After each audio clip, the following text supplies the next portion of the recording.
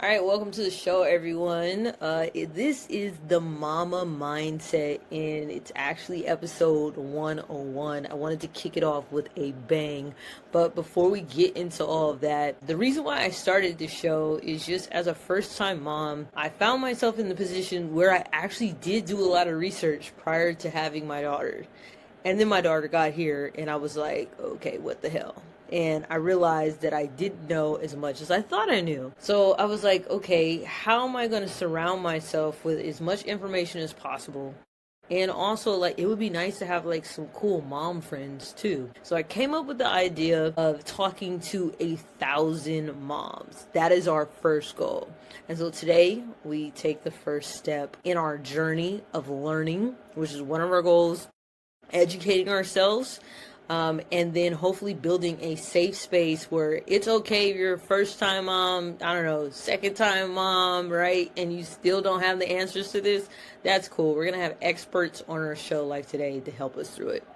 So, without further ado, let me tell you a little bit more about today's guest. Okay, she's a certified sleep consultant who got her start as a night nanny in college while studying and competing internationally in Taekwondo. Spending nights with the people she was helping out, she realized how much she loved helping families navigating those early sleepless months. At first, she learned everything hands on, but over time, she started wondering if cried out was the only option for parents who wanted their baby to sleep through the night.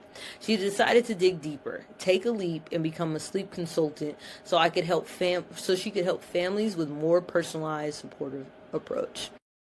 She says it's been an incredibly rewarding career. We're going to find out more about that. And let's get into it. Without further ado, welcome to the show, Aldana.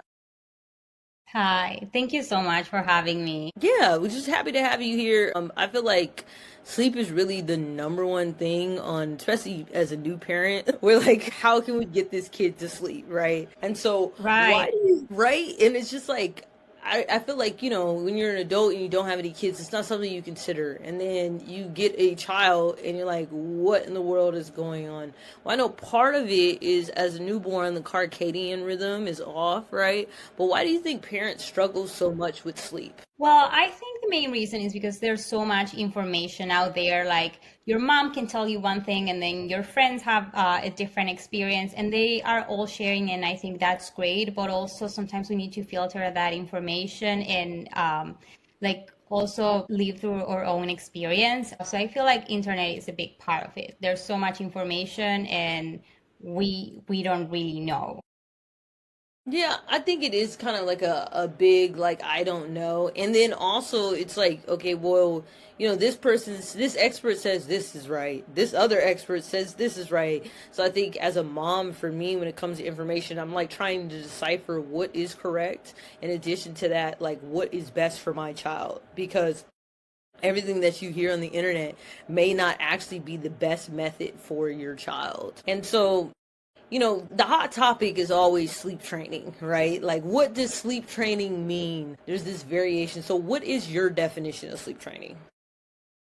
I always tell parents, or at least the way I work, sleep training is not putting your baby in the crib, closing the door, and just like see in the morning. That's not what it is for me. For me, it's establishing a good foundation, right? Like there's a lot of families who like do contact sleeping and then they have a hard time breaking it. Like we work on that. We work on age appropriate schedules. We work on where the baby is at, because another misconception that families have is like sleep training means like your baby's not going to feed at night, and reality is like some babies still need to feed. I take clients with babies as young as 12 weeks old, and I always tell them like right away, like probably your baby's not ready to sleep a 12-hour stretch. Like if they are, amazing, but if they are not, we're still going to feed them. So it's just a little bit of like age appropriate schedule, feeding more efficiently during the day. Like if we can get those calories during the day, then that's great. They don't need as many feeds at night. And obviously learning how to sleep independently without like, sleeping on mom or like relying on being bounced to sleep.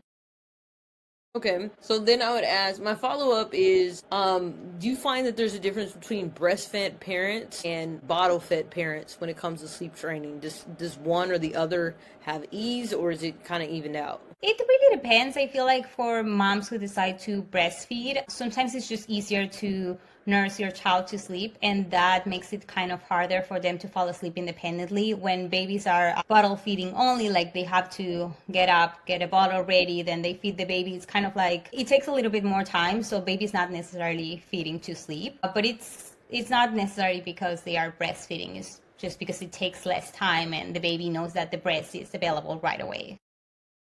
Gotcha. Okay, that makes sense. What do you think is the appropriate age to start sleep training your kid?